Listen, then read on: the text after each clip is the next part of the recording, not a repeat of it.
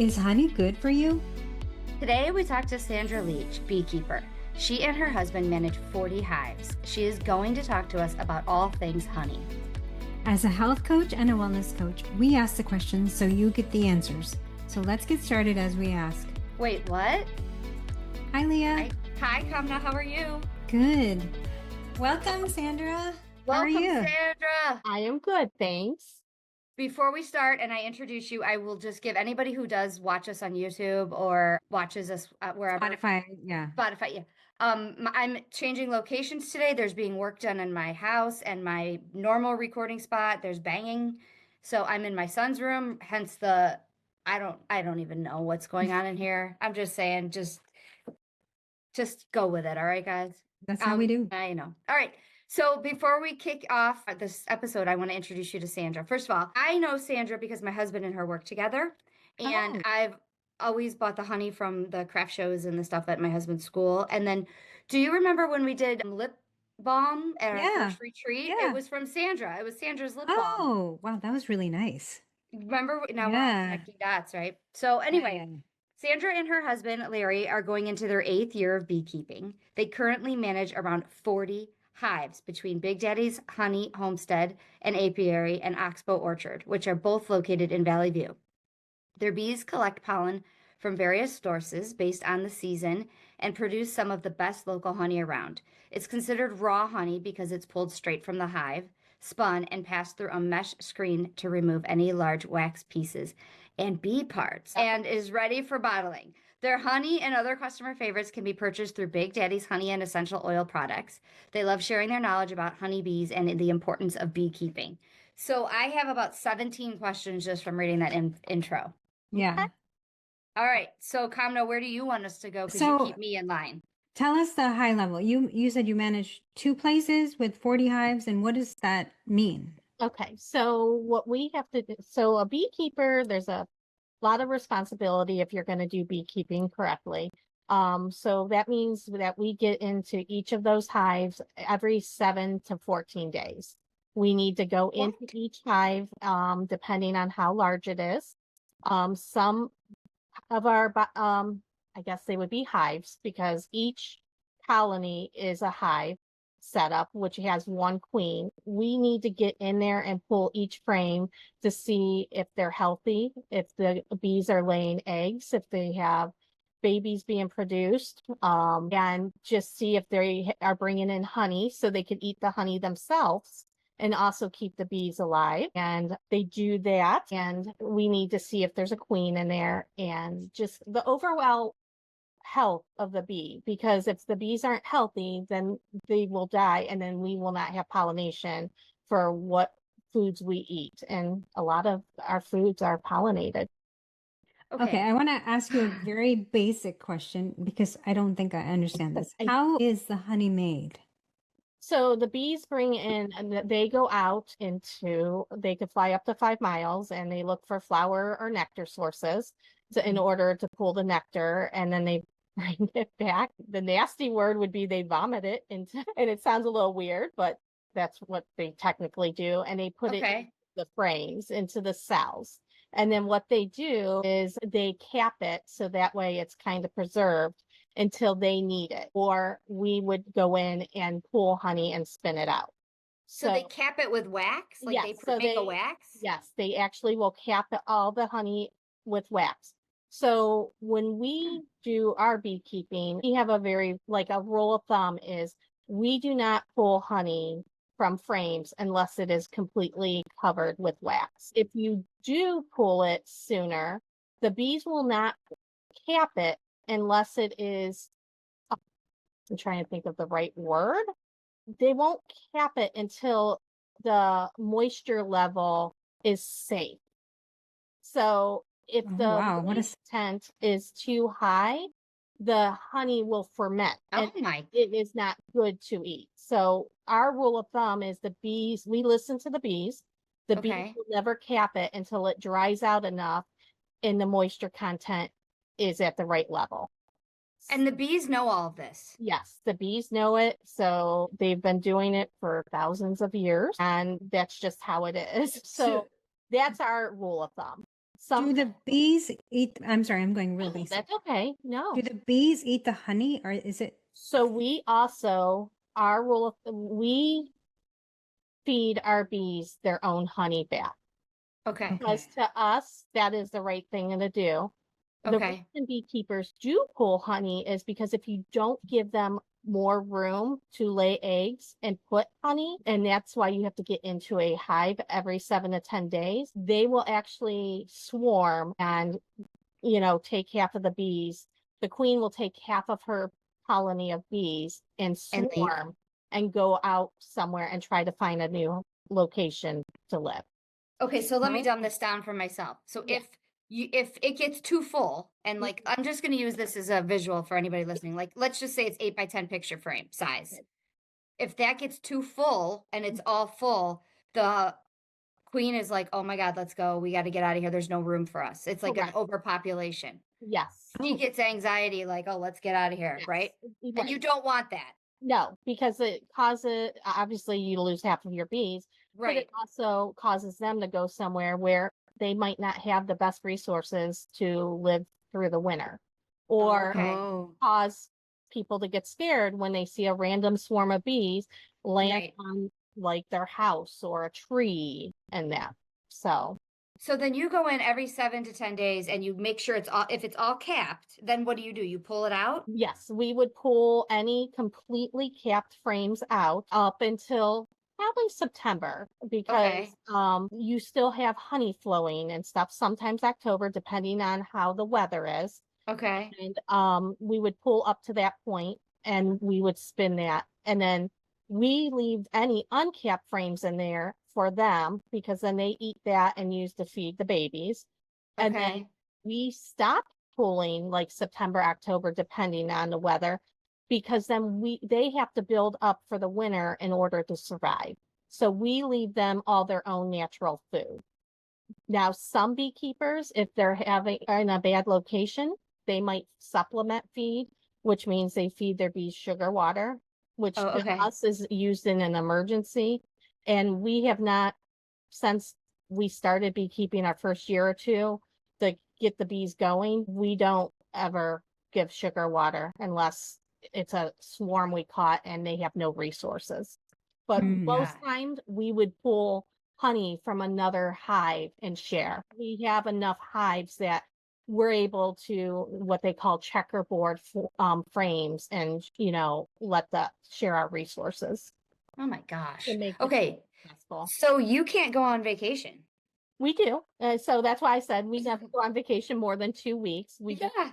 We have to plan ahead. We've been doing it long enough that we would get in before we go on vacation, make sure Okay. everything's okay, and we'd come back and we would be able to troubleshoot just fine. Yeah, we plan around it for sure. have you ever been stung? Yes, I do not, to this day, I still do not like being stung. I am a big Okay. baby. It doesn't happen often. Our bees are pretty docile and calm. We call ours mutts. We started out with, there's different breeds of bees, believe it or not. There's usually about 4 or 5 common ones around here in Ohio that people get.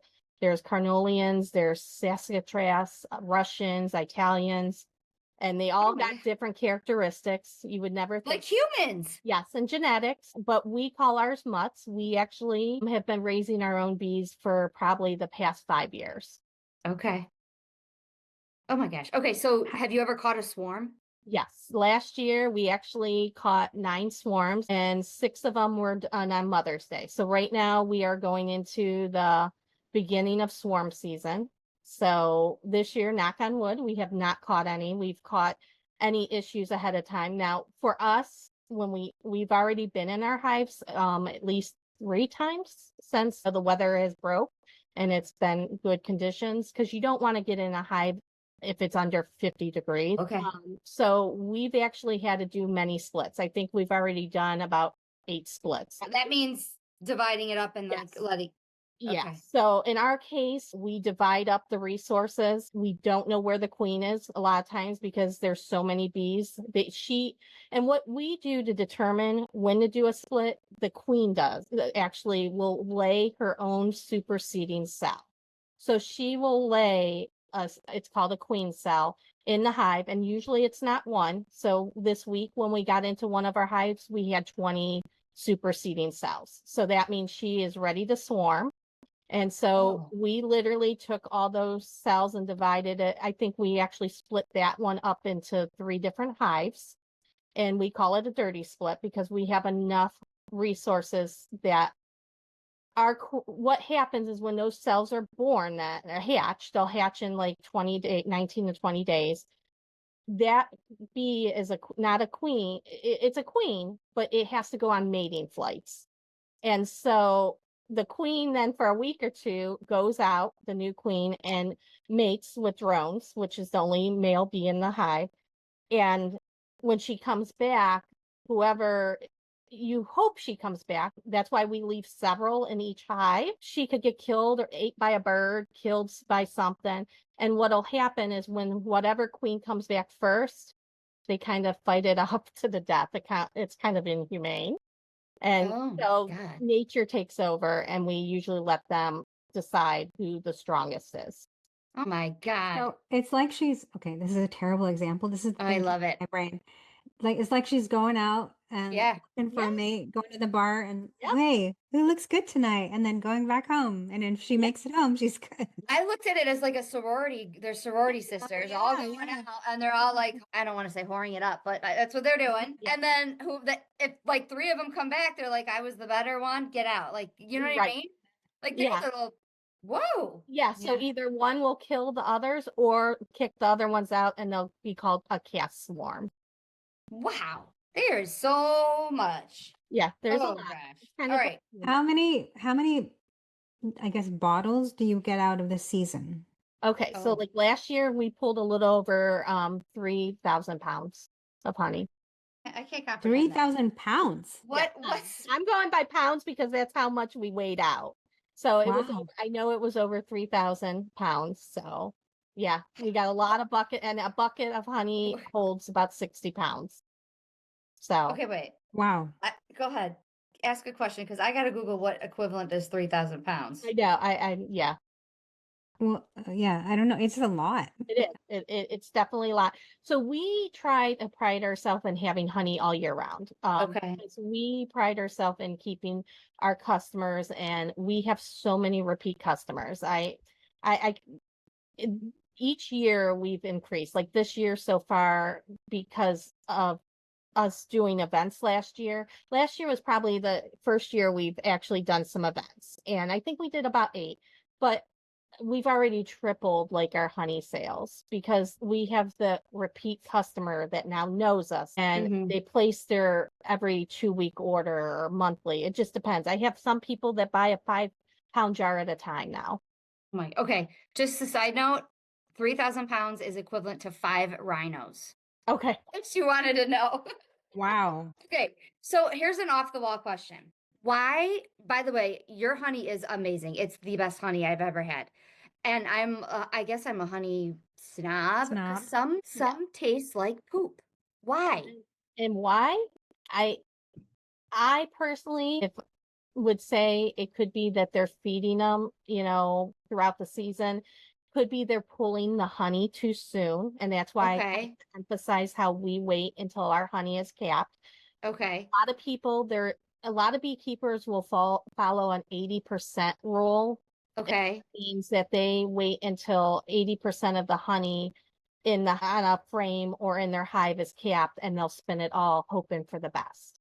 Okay, so it has nothing to do with them like landing on like horse manure. No, I really don't think. I think it would be more geared to either maybe their supplement feeding, or the other case could be they could be going and raiding if they don't have a good food source. They might be raiding somebody's hummingbird feeder. So it might be somewhat out of their control, but then it could also be contributed that somebody's not getting into their hives. There's a lot of people that like the idea of beekeeping, and they just want to get a hive and set it in their backyard and say they're beekeeping and helping up bees. That's what I would want to do. You just described me. And that's okay. But you're not doing, I guess, the responsible thing of right. Sure if you're going to provide and stuff like that for it. Right. No, that makes sense. And I'm so glad I'm talking to you because I had no idea there was so much to it. Like I have been like, oh, I think it would be a nice hobby, but it's not a hobby if I have to do it every 7 to 14 days. Right. And one hive isn't bad, and it's a hobby because it's 15 minutes to a half hour. Each person, there's simpler ways to do your hive inspections. I just think when me and Larry do it, it's a way for us to spend time sometimes. And it also, we still are just like perfectionists. So we're trying to do everything right. I like that. But like I said, we're going to try some different techniques this year. But it's funny we say that where we're going to, because you could pick up a box and kind of feel the weight and be able to tell if the honey's there. And you could kind of pick up the box, look at the bottom, but the boxes are heavy. One box is of the hive, so there's different boxes that hold 10 frames a piece. And our medium boxes hold, when it's filled with honey, weighs 30 to 60 pounds. Oh my So gosh. it's heavy. And then do deeps, which is what we started with.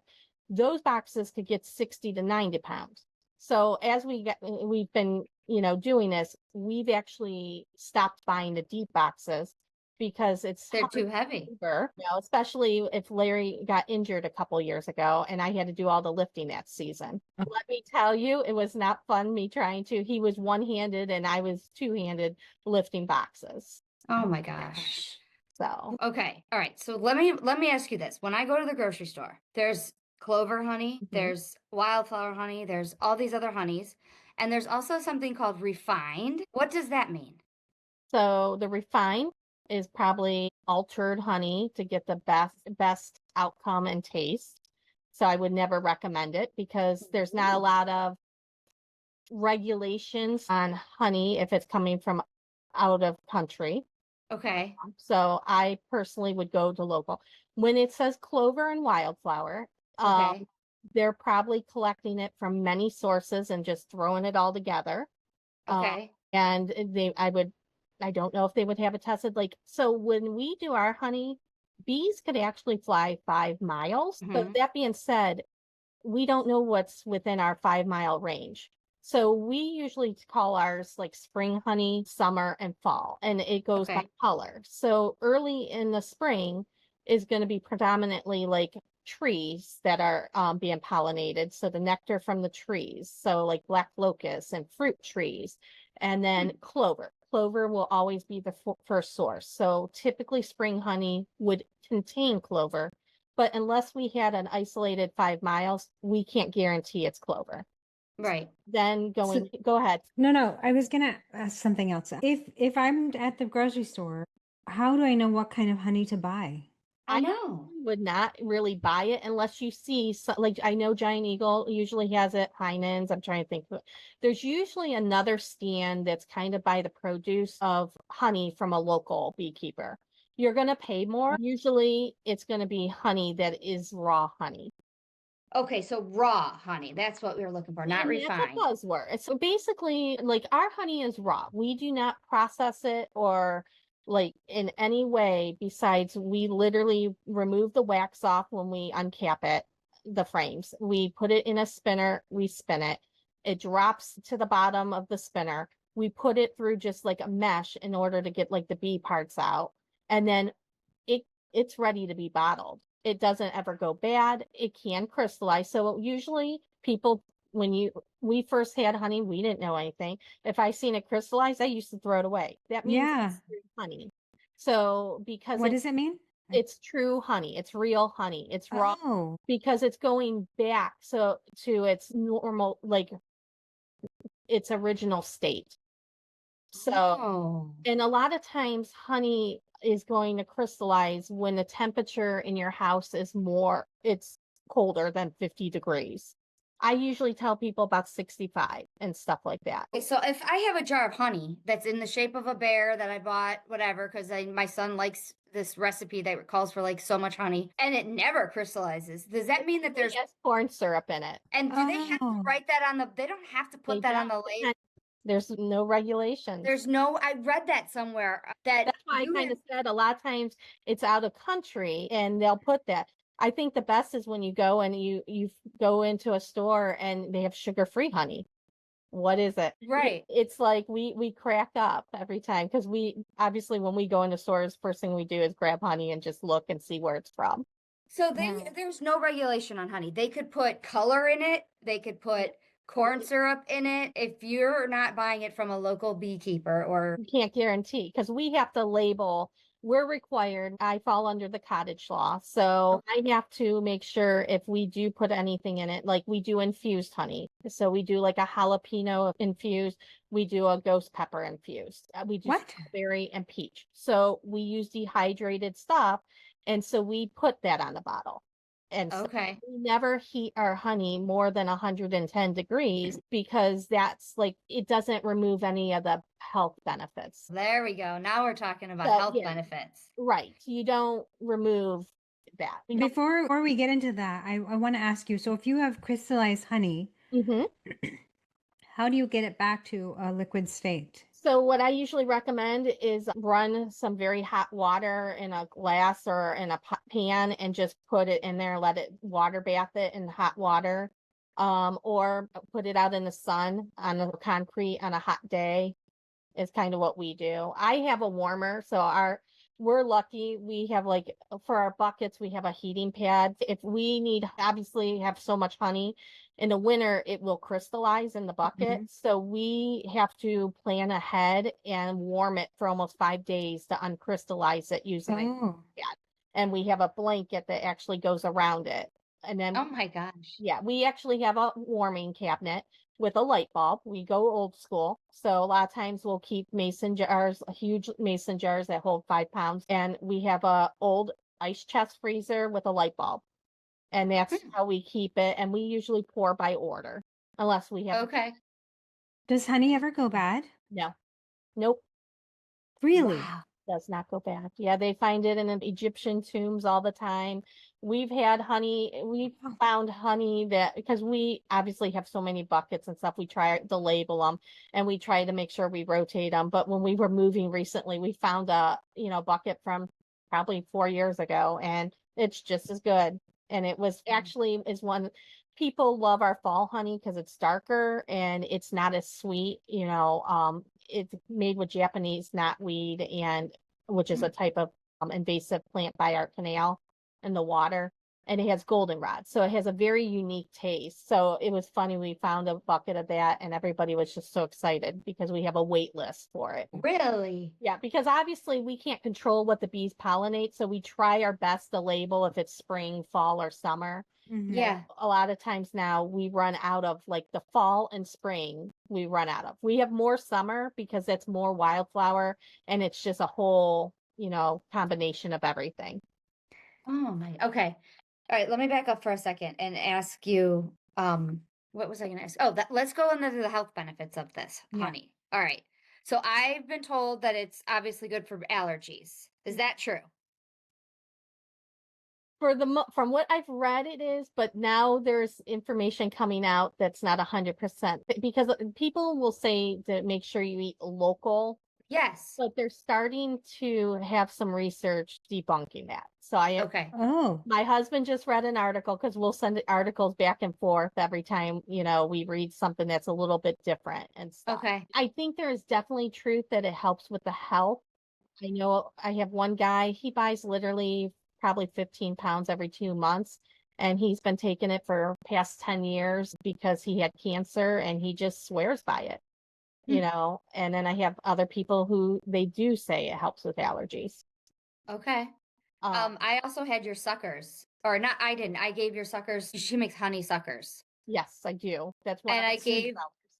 Yeah, so I gave them to somebody for a Christmas gift, and just as like a little gift. And she told me when we came back from Christmas break, she's like, they helped me when I was sick over break, and they helped me so much. So, and it's funny you say that because we have the sucker line. I've had 3 people who've had throat cancer, and that's all they could eat when they were on some of the other liquid diet and whatever else they were doing.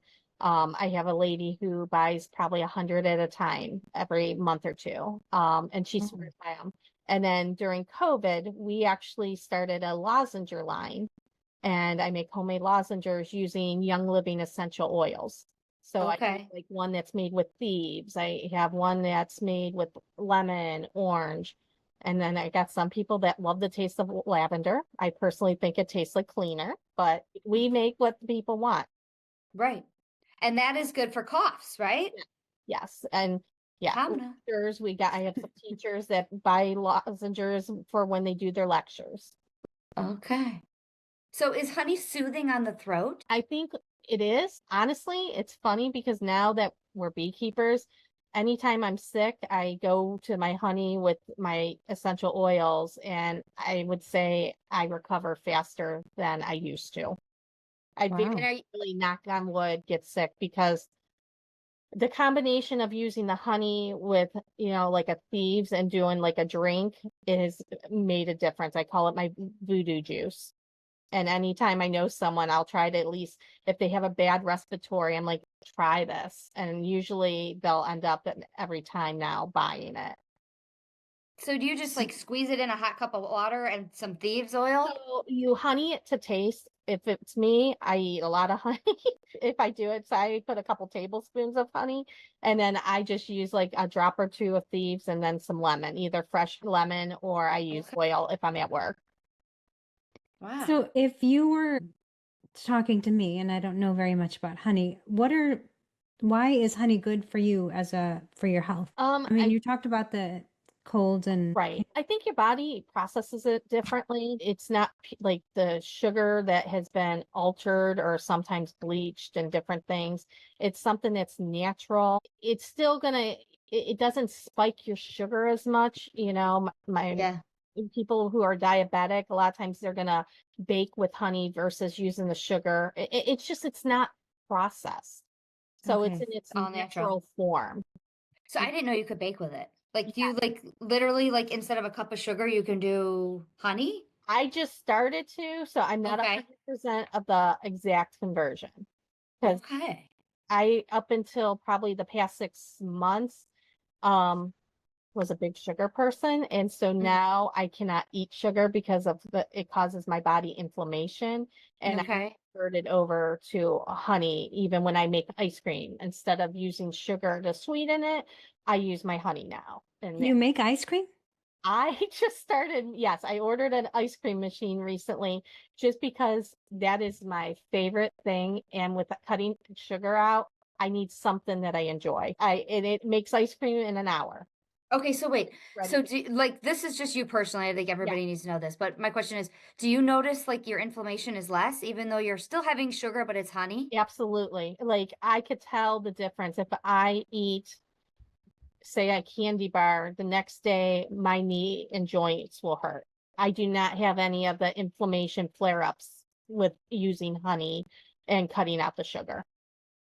Really? Wow. And let me tell you, I was the biggest sugar fanatic. And if someone would have told me that a year ago and I didn't do it and then go on vacation and try to eat sugar again, I would still be eating sugar. But Wow. because I was forced to cut it out due to like flare ups in the face and everything, it's like now I could tell if I go to a party and cheat and like have a piece of chocolate cake or something that has, something very high in sugar. Do you notice a difference in the taste? I personally thought I would, but I did not. And I Oh, literally shared honey with my family and they ate the ice cream. So it's sweet enough and stuff. Well, honey is so sweet. It is. It is. And I feel like it gets a bad rap because everybody's like, "Oh, it's so high in sugar." And it's like, but it's a different kind. It differently too. Right. So yes, it might be equivalent and it could be, but your body's going to process it differently. Okay. Yeah. Is it good? I've heard it's good for your skin as well. It is, because anytime there's been wound care and stuff like that, like my mom is diabetic. So when I care for her full time, and when she first moved in with us, she had like the ulcerations from like cellulitis and also from being diabetic on her legs. We did a lot of honey with the wound care. And if I make creams, like my grandfather, I helped him with different things. I always put honey and beeswax in it and, use it with, other carrier oils or, stuff like that. So you can literally just put honey on a cut? You can. It's going to be real sticky, so Right. don't. But we've tested it. There's studies out there that it is definitely good for the wounds. So do you make lotion? I do like creams and balms. I have not gotten into the lotions at this point. I am Okay. in the next couple of years to maybe once we slow down with caretaking to be able to dabble in. I do stuff for myself. We do soaps, we do lip balms, Oh. Anything holistic anymore, we have tried and stuff. Okay. Are there any other home remedies that honey is good for? I mean, you can mix honey into just many different things. You could do, I'm trying to think. So the honey would be more for like wound care, but there's other parts of the hive that are used for like tinctures and stuff. So there's something called propolis, and that's actually what the bees use to glue their hives together to keep the cold out or to, keep the frames together and that kind of thing. People will actually use propolis and make like paste for the mouth because it's proven to help with like infections on your gums or your teeth, and people will use it in tinctures and drink it because it helps with like stomach issues and stuff. So we've dabbled in with some of that, trying it. We just have not had the time to move forward with making some of it, but I know people who do, and there's definitely some health benefits to them. And now you also sell that it's like little tiny balls of pollen. Is that what it Oh, is? so yes, pollen. Yeah, so pollen is a high source of protein, almost like an all-natural vitamin, multivitamin, but you don't know what you're getting because it comes from all the different sources that they pollinate, whether it's the trees or flowers. So it's hard to know what's being brought in. You also want to obviously watch too. Like we are in an area where people don't fertilize, and we're by the national park, so I feel comfortable enough having pollen and stuff. We take it from our stronger hives because pollen is also used to feed the baby bees. When they mix it with honey and nectar, it's called bee bread, and that's a high source of protein. So they bring back pollen? Yes, and so when they go in their hive, they take some and put it up into their frames, and the rest, some of it falls off their legs. So we have a pollen tray at the bottom that we collect it. And So you can eat that. you can. It's very earthy tasting. Like I said, good source of protein. Some people swear that it helps them with allergies and stuff. And so each person's body is very different. Do you like Can it? I Sorry. I tried to Okay. eat it. I just I don't like it. Okay. I just wanted to ask you a clarification question about something you said about, so if a person has diabetes, is Mhm. honey a good sweetener for them, or should they go to like an artificial sweetener, or what would I you? personally, I would do more natural, but sometimes each person's case is different because we just had this debate with my husband, doctor and stuff. And sometimes you have to pick the least of two evils, and you got to see how it's impacting your body. Right. In my case, I'm pre-diabetic. I'm going to use honey and stuff like that to sweeten things. Okay. And Okay. in comparison to like a maple syrup, where do you put honey? Oh, good question. They're probably about the same actually as recommendations. I actually looked up that question recently. They're about at the same level. It's just honey goes a little further because when you collect maple syrup, you have to boil it down in order to get it to be what Dinner. yes, or thicker or whatever, the sap, and it's a very long, intensive process.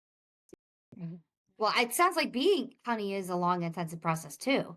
But I think too, for us, it's rewarding because the bees are out pollinating plants that people are going to eat. We need pollination for our trees and for flowers and everything. And for us, it's relaxing. There's nothing better than us getting into the hive and just hear the calming of the buzzing and stuff like that. 99% of the time, we do not get stung. However, like my husband, he has no immune system, and he swears when he does get stung, it does actually help with some of his pain and stuff, the bee venom and stuff. So And there's Oh, that's that, another thing I've heard, that bee venom is good for you. yes, it can. It can help with inflammation if you don't have a reaction to histamines. And each person's body is different. There's times that my husband, when he gets stung, like on his face or his arm, he doesn't react. But if he gets stung, on his hand will blow up. So, it's hard to say.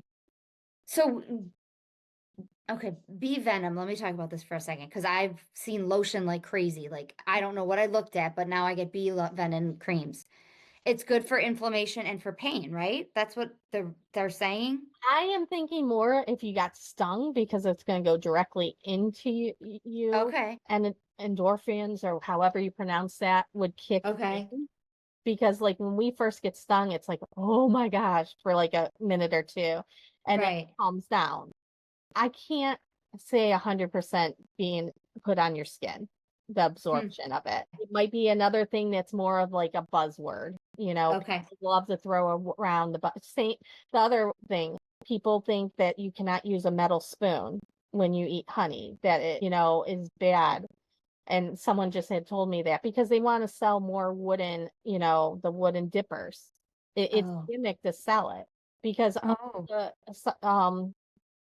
all the ware we use in order to spin honey, store honey, is all metal. It doesn't take Oh. away any of the benefits. Okay. That's good to know. Yeah, it's just sometimes people just want to sell more things, and it becomes that buzzword. Right. Yeah. Same as Okay. organic. We cannot guarantee that our honey is organic. It's as organic as we can have it, but guess what? We can't control that they fly 5 miles. So Right. it's right. But I do like that you pointed out that your hives are located near the park. So you're Yeah. not going to get many Right. pesticides, if any, going Right. to where your honey is Yeah, located. because ours is, and actually Oxbow is located in the national park. We're very fortunate, the resources and everything. So, and the people around us, where we are, nobody uses fertilizer. It's nice to drive. Even some of the businesses, we drove by last week, and the whole front of the yard was all dandelions, and it kind of made me chuckle, because we were, if you looking back 10 years, we were one of those people that put fertilizers and things on our front yard because we wanted a nice looking front yard. And as we get educated and learn things, we were like, okay, why do we have to have a green? You're killing other things. Right. And then we're Right. eating or drinking that stuff. Right. And So the fun. one with that, I was trying to think where I was going to go, is, yeah, you're putting that into your body. Mm-hmm. So the other thing is, I didn't realize, I learned something like a couple months ago. I didn't realize some form of, I think it's vegans. Some vegans Yeah. will not eat honey because Yes. of the honey being brought in by the bees, and we're doing harm to the bees. And I feel bad, because if they knew the true reason why we have to pull honey and stuff, then I think they would maybe have a better understanding of why honey has to be pulled, and whether or not we pulled those frames and froze them and fed them back to the bees. But you have to give them room, or they're gonna go somewhere where they're not gonna have a good life. that's actually really good for me to know, because I've been teetering on, for other reasons, of not eating honey or eating honey. Oh, Just right. a philosophical dilemma in my mind. So to me, Oh, this is very, I like that it's very humane and very good for the bees. well, and that's Yeah. why I wish people would take the time to educate them. And I can't say every beekeeper does what we do. Right. Our goal is to do what's right for the bees and stuff like that. They're like, this past fall, we had a really bad fall. We did not pull honey this fall. We left the honey on our hives for our bees, because we could, in the springtime, if they did not eat it, then we could pull it and either freeze it or spin it. And so actually this Saturday, we're doing an event, and we're actually going to spin honey, so to show people how it's done and where the honey's coming from and everything. Okay. Where are you going to be? So We people will be actually at Oxbow in Valley View off Canal Road. Okay. And we're going to be there from 3 o'clock until dusk. And we'll have our observation hive, and we'll be talking about bees, and letting people see the process for like pulling, not pulling it directly, but we'll have frames pulled, but uncapping it, spinning it, if so, maybe bring some bottles if people want to bottle their own, and then letting people taste the honey.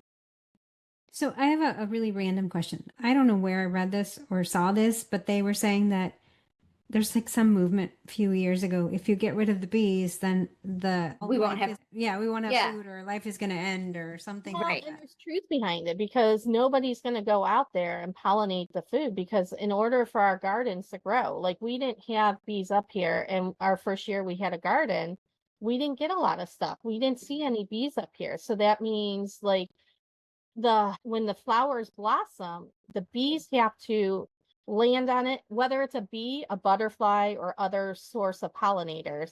They go on that plant, do whatever, and then go to another plant, which then pollinates it and allows it to grow into a vegetable and stuff like that. So there's a process that we can't do. Can it be done without bees? Yeah, but someone's going to have to manually do it, and it's not fun. I remember my grandfather said he used to have a stick, because we didn't always have bees up here, and you would use a stick and go from flower to flower and move pollination to other plants. I'm like, oh my gosh, you spent all morning doing that? Did that for real. I've planted a garden off and on for like 20 years, right? And I don't get very good results because I have no bees around us. Right. We have wasps, but we don't have like honeybees that are like, yeah. And someone told me to take a Q-tip and go in each flower and like My grandfather told me wiggle it around. And I tried, and I still got nothing. The same, because we're not designed to do that. Right. So I can see that. Yeah. And we actually have another hive that's located in North Royalton. Somebody we know reached out and had a garden and a little homestead and asked if we could put a hive. Now, we've done it for 2 years. Last year, because of the location, they're in North Royalton, they don't have enough resources. And so we also think people over there were using pesticides and fertilizers.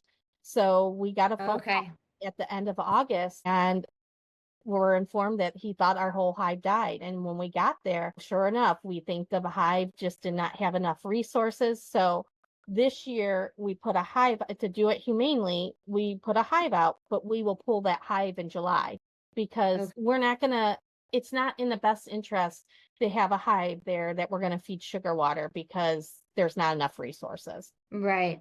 We could help them, but we're going to pull it in July and bring it back. So are such a wealth of information, and it sounds like you're very busy. So we appreciate the time you've taken to talk to us and answer all of our questions. And what is your Facebook page? Yeah, hold on. I think it's Big Daddy's. Give me one moment. And they can order from your message you on Facebook if they want honey. They could text me, call me, pretty much do everything and stuff. If they want local honey or a special order of some type of honey that you make. Right, absolutely. Yeah, so it's facebook.com and then like the / Big Daddy's Honey Products / Okay. Awesome. And I'm so excited. We'll see you out and about this summer, I'm sure. The name board on Saturday, we'll be at Oxbow, like I said, from dusk. But we'll have some events coming up, because we're going to probably start doing like a monthly event for people to meet the beekeeper. Do you have a newsletter or something that people can sign up to? Not at this point, just because trying to keep up with everything. But honestly, people usually just text us or message us. We usually get back to people within 24 hours. A lot of times it's the same, usually faster than that. It just depends on what hour the person texts or messages. Well, we will get all of your information in our show notes if people want to find you, but I really appreciate this. Well, thank you so much, Sandra. Thank you. Thank you for the opportunity. All right.